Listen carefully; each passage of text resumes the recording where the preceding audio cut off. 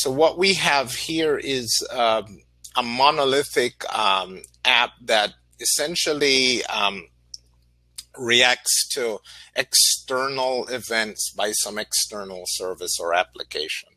So the event generator, again, this would be running somewhere outside of the actual app, and it would generate events and publish them to a message broker.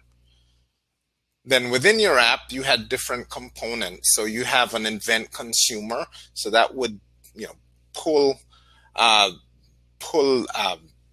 messages off of the message broker after they've arrived, and then push them through to an internal queue. And then finally, there's another component within your app that does notifications. It sends out some kind of notification. It could be text messages, it could be emails, could be other ways, could be writing to another message broker.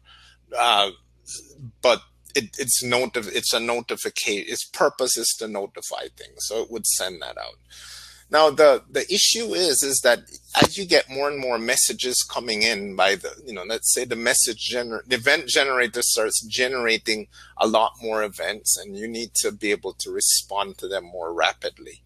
So the issue you had with a typical monolithic app is that when you scaled, as is the case here, you ended up scaling everything.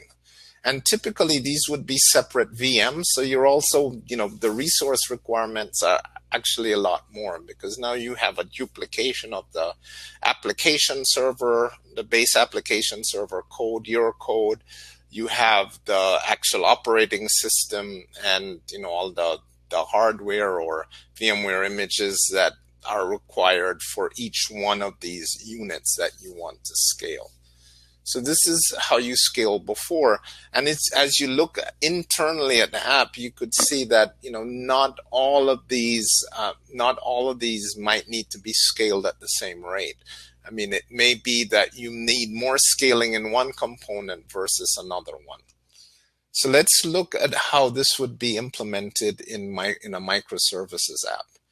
So now we would have microservices instead of a monolithic app. And we'd have the same event generator, the same message broker as before. But now there's a consumer microservice that can consume the messages. It calls a queuing microservice that provides queuing capability for the notification microservice.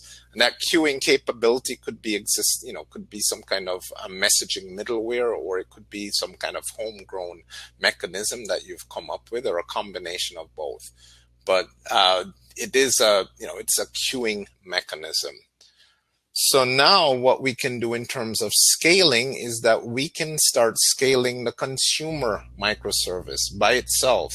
So it can actually consume more messages, or it can consume messages at a faster rate because it's running in several different containers running in parallel, all pulling messages from the message broker.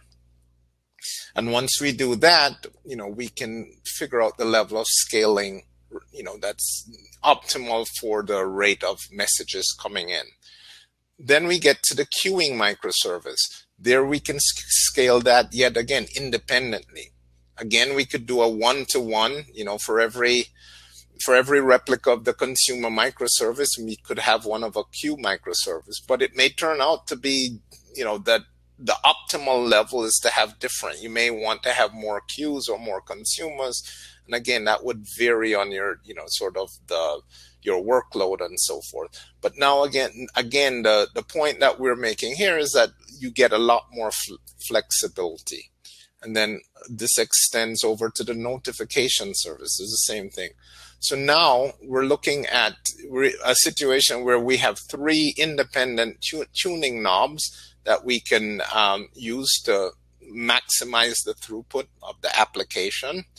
And also the cost of scaling is dramatically reduced, because now we're looking at each one of these microservice replicas are just, containers. So they're processes running on one system, as opposed to being, full service VMs as we had before.